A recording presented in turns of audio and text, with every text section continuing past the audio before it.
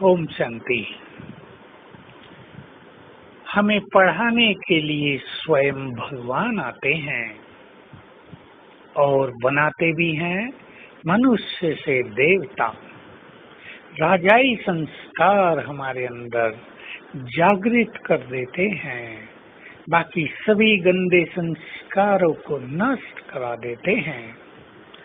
तो ईश्वरीय मार्ग पर चलने वालों को स्वयं से चिंतन करना चाहिए कि मेरी चाल चलन, मेरे मैनर्स बहुत ही रॉयल होने चाहिए।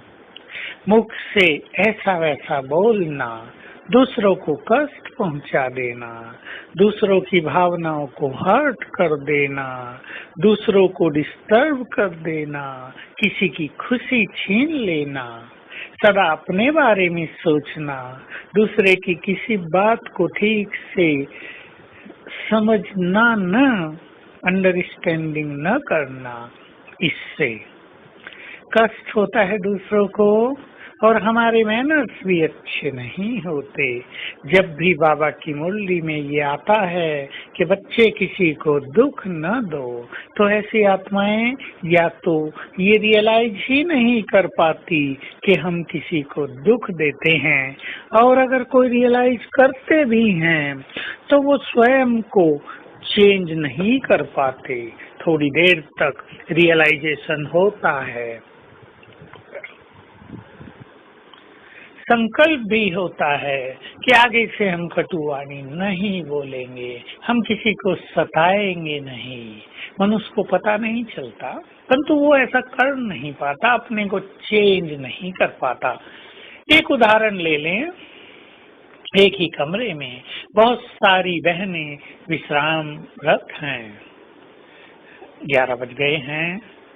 कोई एक बहन लेट आती है बाबा के कमरे में योग करके, और आते ही लाइट जला देती है, थोड़ी आवाज भी करती है, उसे अपना चार्ट भी लिखना है, और उससे सब जग जाते हैं। कोई परेशान होता है, कोई उससे लड़ाई करता है, कोई उसको बुरा बोलता है, फिर वो बोलती है।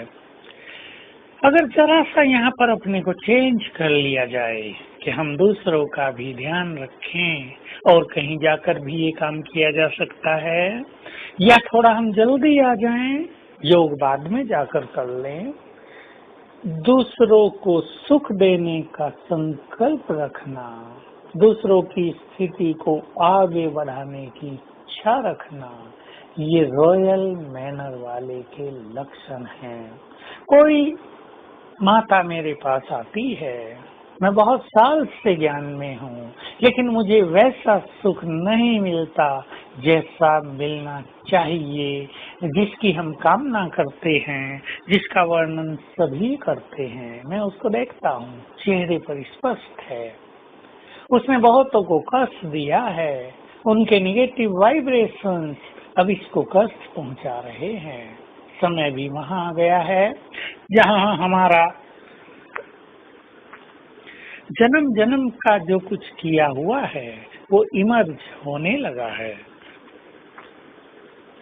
मैंने उनको कहा, उन सभी आत्माओं से क्षमा याचना करो जिनको कष्ट दिया है।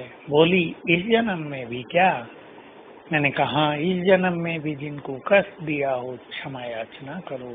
कहा, मैं मुख पर बोलूं, मुख से बोलूं लज्जा आएगी, मन से कर सकती हूँ, चलो मन से ही सच्चे मन से करो।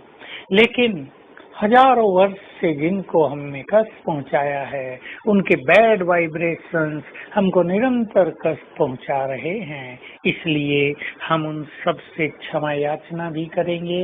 और रोज सवेरे उठकर कल से ही 7 बार सच्चे मन से, मैं आत्मा सुख स्वरूप हूँ, मैं बहुत सुखी हूँ, मैं बहुत सुखी हूँ, चले अंतर मन की गहराई में और इस संकल्प को भर दें।